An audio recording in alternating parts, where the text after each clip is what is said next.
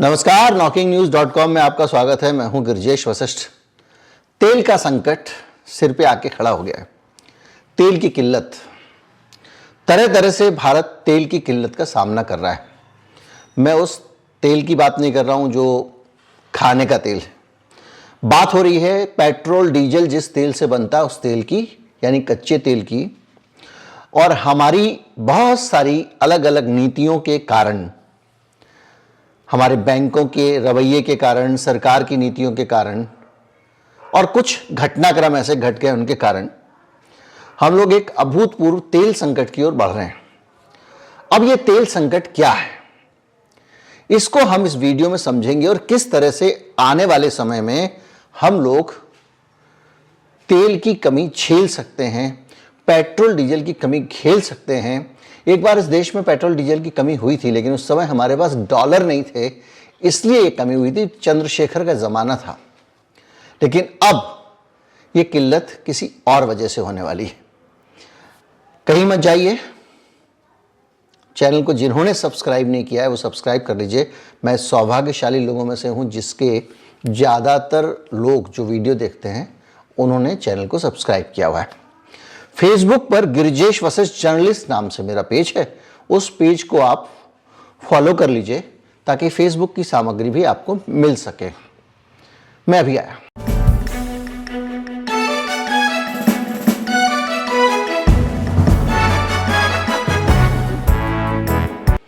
सबसे पहले तो एक खबर दे दूं, चेन्नई में एक इंडियन ऑयल का डिपो है, वहां पर अचानक ब्लास्ट हो गया। कुछ टैंकर थे जिनके अंदर एथेनॉल वगैरह था जो वहाँ मिलाया जाता है पेट्रोल में। उनकी मरम्मत चल रही थी। एक वेल्डर था और वो वेल्डिंग के दौरान फट गया टैंकर, उसमें एक वेल्डर मारा गया। लेकिन इस खबर का, चूंकि ये इंडियन ऑयल से ही जुड़ी हुई थी, इस पूरे मामले से कोई लेना देना नहीं है। लेकिन सीन ये है कि भारत में आने वाला रूसी तेल अब भारत को मुश्किल से मिलने वाला है। भारत के ऊपर रूसी तेल की एक समस्या खड़ी हो गई है। किसी तरह धीरे धीरे करके भारत को रूसी तेल नागरिकों को मिलना शुरू हुआ था, वरना रूसी तेल वहां से आता था, रिलायंस खरीदता था, यूरोप को बेचता था और माल छाप रहा था। मैंने इस बारे में कई वीडियो बनाए और आपको दिखाए। अब राइटर्स की खबर है कि रूसी कंपनी सोकॉल की भारत आने वाली कच्चे तेल की सप्लाई अब अटक गई है, लटक गई है, बंद होने वाली है। यह रिपोर्ट बताती है कि ऐसा इसलिए हो रहा है क्योंकि भारत की तरफ से होने वाला भुगतान, पेमेंट रशियन कंपनी को डिले हो रहा है। और उसमें संकट यह है कि रशियन कंपनी कह रही है कि भैया हमको डील ये हुई है रूस के साथ में कि वो भारत को अगर तेल देगा तो बदले में जो भुगतान है वो जो यूएई की मुद्रा है उसमें लेगा, रियाद में। भारत, और वो ना तो भारतीय रुपए में लेगा ना डॉलर में लेगा। डॉलर में इसलिए नहीं लेगा क्योंकि उसके ऊपर प्रतिबंध लगे हुए हैं। और भारतीय रुपए में क्यों नहीं लेगा, ये जानने के लिए हमारा जो रूपी रूबल की नई शुरुआत हुई थी मोदी सरकार के साथ में, वो शुरुआत ढक्कन हो गई है। और उसकी वजह यह है कि भारत में बहुत सारे बैंकों में जो कुछ इन्होंने एक ऐसे अकाउंट बनाए थे जो अकाउंट जिनमें वो पेमेंट रूसी कंपनियों को होनी थी रुपए में।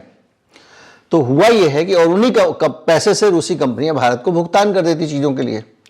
तो है क्या कि हम रूस से माल तो बहुत खरीदते हैं लेकिन ऐसा कुछ बनाते नहीं जो रूस हमसे खरीदे। तो उस चक्कर में क्या हो रहा है कि उन्होंने नोट तो ले लिए हमसे शुरू में पेमेंट में। अब वो नोट का करें क्या, वो नोट सड़ रहे हैं बैंक में, क्योंकि वो नोट भारत को दे नहीं सकते। देंगे तो किसके बदले में देंगे? तो उन्होंने कहा भैया हम आपको तेल नहीं देंगे नोट में। ये बात हो चुकी है 1.5 साल पुरानी। तब से आप क्या कर रहे हो, आप कभी ये सऊदी की, कभी यूएई की, इस तरह की मुद्राओं के जरिए रूस को कर रहे हो भुगतान। अब हुआ यह है कि इंडियन ऑयल कॉर्पोरेशन जो है उसका भुगतान लेने से उन्होंने मना कर दिया है और अब वो कह रहे हैं कि हम उसमें भी भुगतान नहीं लेंगे। क्यों नहीं लेंगे, उसकी वजह बताता हूं। दिरहम, रियाल दिरहम में भुगतान की बात थी, तो दिरहम में भुगतान नहीं लेंगे, रूस की कंपनी ने कह दिया। पहले भारतीय करेंसी में क्या था, बोले क्यों नहीं लेंगे, बोले हम दिरहम में वहां पे अकाउंट ही नहीं खोल पा रहे यूएई में, तो आप अकाउंट में पैसे कैसे ट्रांसफर करोगे? हम नहीं लेंगे। ले आओ तो चीनी करेंसी युआन में ले आओ। अब भारत की सरकार ने एक सलाह जारी की है कि भैया चीनी युआन आप भुगतान में नहीं दोगे ऑयल कंपनियों को। क्यों की है? ये भारत की सरकारी जाने। जब इंटरनेशनल ट्रेड में जैसे आप दिरहम में दे रहे हो, जैसे आप दुनिया की मुद्रा इस्तेमाल कर रहे हो, अमेरिका का डॉलर कर रहे हो, तो युआन को लेके आपको क्या हो गया? मैं जानता हूं कि इलेक्शन नज़दीक हैं, चीन को लेके बहुत सारे कॉम्प्लेक्सेस हैं, दुनिया भर का व्यापार चीन के साथ कर रहे हैं, लेकिन ये दिखाना नहीं चाहते कि चीन से हमारी दोस्ती है। खैर, उसके कारण नवंबर और दिसंबर के बीच में बड़ी संख्या में इस कंपनी ने अपने कार्गो रोक दिए हैं और वो कार्गो वहीं खड़े हुए हैं। मैं भी थोड़ी देर में टेबल लगाऊंगा जिसमें बताऊंगा कौन कौन से कितने कार्गो लौट गए तेल लेके। तो अब ये मसला फंसा कैसे? तो भैया हम डॉलर में भुगतान क्यों नहीं कर सकते? पहले डॉलर में हम भुगतान कर रहे थे।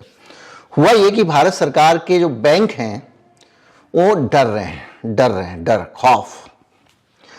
उनको लग रहा है कि भैया अब तक तो सब ठीक है, अमेरिका ने कुछ बोला भी नहीं है, कहीं ऐसा ना हो कि हम रूसी तेल का भुगतान करें और सैंक्शन लग जाए और सैंक्शन की चपेट में हमारा बैंक आ जाए। बैंक ने कहा भैया सरकार की भी नहीं मानेंगे हम नहीं देंगे आपको डॉलर। तो तेल मंगाने के लिए जो डॉलर लेने, रूस से व्यापार करने के लिए जो डॉलर है वो भारतीय बैंकों ने देने से मना कर दिया अपनी मर्जी से, सरकार के प्रयासों के बावजूद। मोदी जी की दोस्ती बनी रहे पुतिन साहब से, हम नहीं देंगे साहब। आप सोचिए हिंदुस्तान के बैंक किसका आदेश मान रहे हैं? अमेरिका का आदेश मान रहे हैं, भारत सरकार का नहीं मान रहे हैं। मैंने इस पे भी आपको तफसील से वीडियो बना के बताया था। अब हालत यह हुआ है कि इन सारी चीजों के बीच में भारत को तेल की सप्लाई पे असर पड़ा है। पहले मैं एक टेबल आपको दिखा देता हूं ताकि मामला आगे बढ़े। और ये टेबल बताती है कि किस तरह से अलग अलग समयों पे 5 दिसंबर, 21 दिसंबर, 22 दिसंबर, 16 दिसंबर, 20 दिसंबर और 25 नवंबर को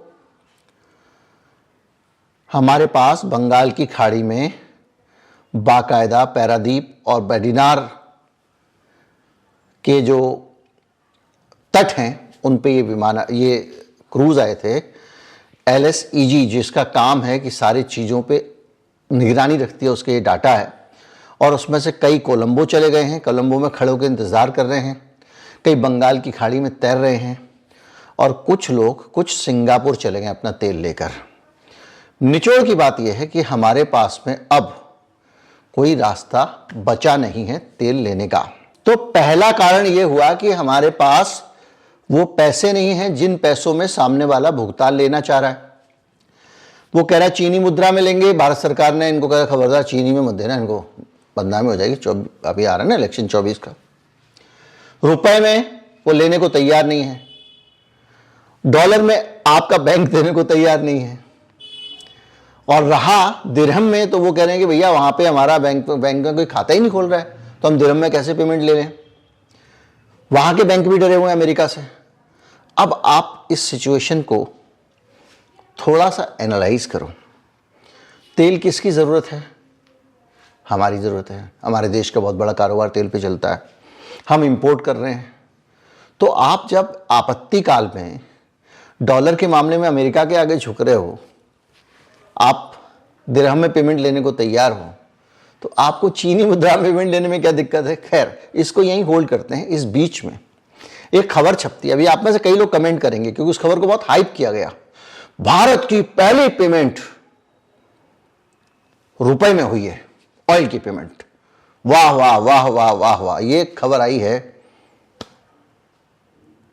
16 तारीख को, और 16 तारीख को जो भी खबर आती है उसके ठीक पहले एक खबर और आती है। यह खबर आती है 25 तारीख को कि भारत का रुपए में भुगतान होने लग गया वगैरह वगैरह। उससे एक दिन पहले 25 तारीख को एक खबर आती है। अब आप देखिएगा, संसद में सरकार जानकारी देती है, दूसरे दिन इंफॉर्मेशन मैनेजमेंट होता है। किसको पेमेंट हुई है रुपए में, कैसी हुई है, कोई जानकारी नहीं। लेकिन 25 तारीख को संसद में सरकार कह रही है कि तेल आयात के मामले में कोई भी रुपए में पेमेंट लेने को तैयार नहीं है। हम सबको यह समझाया गया है कि भारत का जलवा है, रुपए दे रहे हैं हम लोग और रुपए में अपना तेल इंपोर्ट कर रहे हैं। ये सबके दिमाग में इंजेक्शन लगाए गए हैं, आपने देखा होगा 1-1.5 साल में। हमारे चैनल को जो लोग देखते हैं उनके पास में उनको ऐसे इंजेक्शन असर नहीं करते हैं, सबको पता। लेकिन अब सरकार संसद की समिति को कह रही है कि तेल आयात पर रुपए में कोई भुगतान लेने को तैयार नहीं है। आरबीआई ने भारतीय मुद्रा का अंतर्राष्ट्रीयकरण करने के लिए 11 जुलाई 2022 को जो लोग इंपोर्ट करते हैं या एक्सपोर्ट करते हैं उनको एक परमिशन दी थी कि आप चाहो तो रुपए में पेमेंट कर सकते हो, चाहो तो रुपए में पेमेंट ले सकते हो। कब? 11 जुलाई 2022 को। और अब तक 26 तारीख को इंफॉर्मेशन संसद में दी गई। एक भी पेमेंट रुपए में दुनिया में किसी ने नहीं ली है। मुझे गर्व नहीं हो रहा ये बताते हुए। कुछ लोगों को लगेगा कि भाई देश की ऐसी बात है तो आप बता रहे हो ना, मैं झूठ को एक्सपोज करना चाहता हूं और उसके कारण जो परिस्थितियां बन गई वो हमारे सामने है। आपने रुपए को झोंकने की कोशिश की और रुपए कोई लेने को तैयार नहीं है और यहां संकट मामला फंस गया है। और हालत यह है कि इस पूरे नियम के बाद जो सरकार ने कहा वित्त वर्ष 2022-23 में कच्चे तेल के आयात के लिए कोई भी भुगतान रुपए में नहीं किया गया है। सार्वजनिक पेट्रोल कंपनियों ने कच्चे तेल के आयात के लिए कोई भी भुगतान भारतीय रुपए में नहीं किया, ये इस खबर में लिखा हुआ है। चाइना के जरिए हम भुगतान कर रहे हैं, ये लगातार पूरी दुनिया में कवरेज हो रहा है। ये हुआ इस स्टोरी का एक पहलू, मुद्रा वाला, जिसके कारण पेमेंट डिले हो रहा है, जिसके कारण तेल का संकट भारत में आ सकता है। अब आप एक और पहलू देखिए।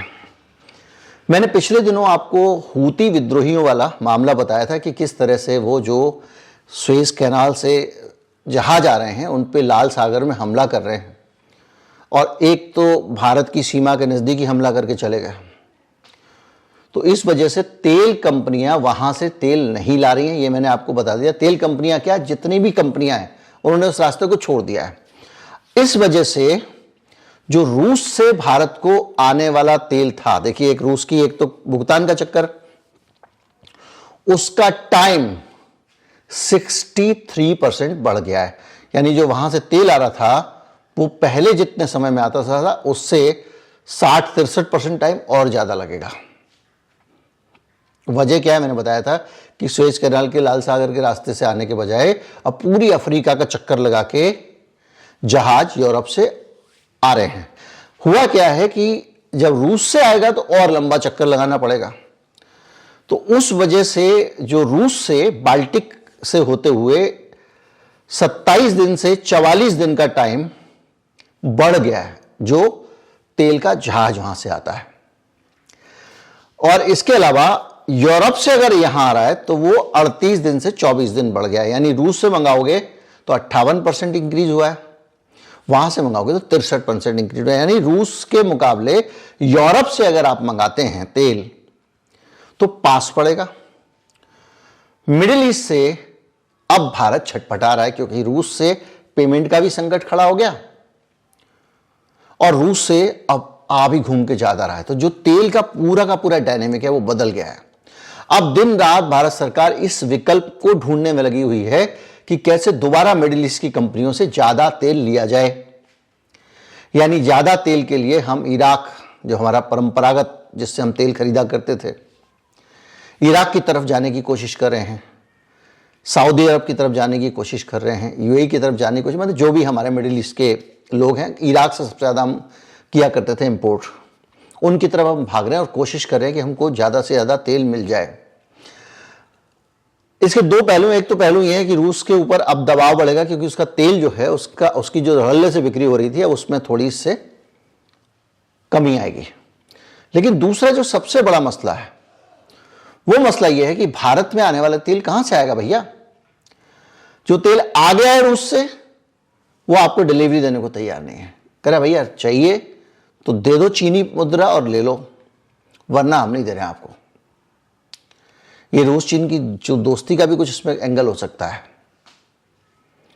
और दूसरा, हमारे को तेल अब हूती विद्रोहियों के हमलों के कारण लेट मिल रहा है और अच्छा खासा लेट मिल रहा है। जो तेल हमको 15 दिन में मिलना चाहिए था वो 21 दिन में मिलेगा। और इसके साथ साथ एक और ख़तरा भी है, जो ख़तरा मैं आपको फिर बता रहा हूँ। आप कहेंगे कि पहले बता देता है फिर बाद में वही हो जाता है, तो शुभ शुभ बोला करो आप। हमारा एक दोस्त था, उसको हम लोग चिढ़ाते थे कौआ वाणी है, क्योंकि ये जो बोल देता है वो बाद में सही हो जाता है। तो भैया इस आदमी को बोलो चुप रहे, तो शुभ शुभ बोला कर। तो अब हो ये रहा है कि वहाँ पे जो तेल हमारे पास आता है, वो तेल जिस रास्ते से आता है, जहाँ पर हूती विद्रोही हमले कर रहे हैं, उसी रास्ते से एक और ख़तरनाक चीज़ आती है। वो है इंटरनेशनल जो केबल हैं, जिनके ज़रिए इंटरनेट का कम्युनिकेशन होता है, डाटा का कम्युनिकेशन होता है। वो बड़ी संख्या में केबल्स जो समुद्र के अंदर बिछाई गई हैं, वो इसी इलाके से होकर गुजरती हैं।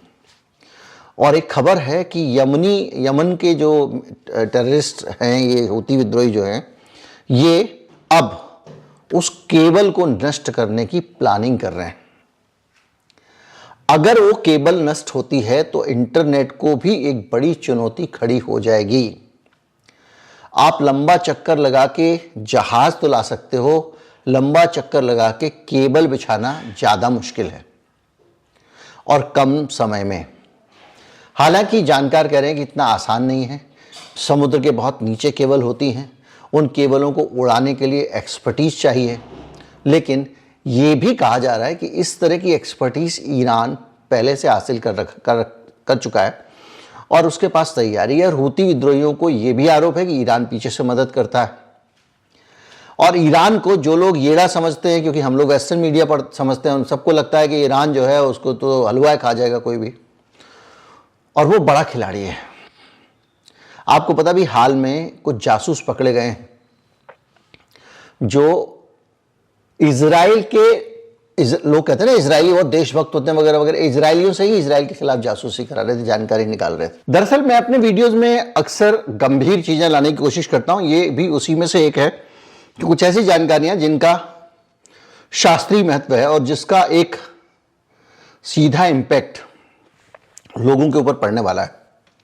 हमको एक गुलाबी सपना दिखा दिया परसों मीडिया ने कि भाई साहब बल्ले बल्ले हो गई है और हमारा रुपए में पेमेंट एक्सेप्ट हो गया है, और हम उसमें बहक गए।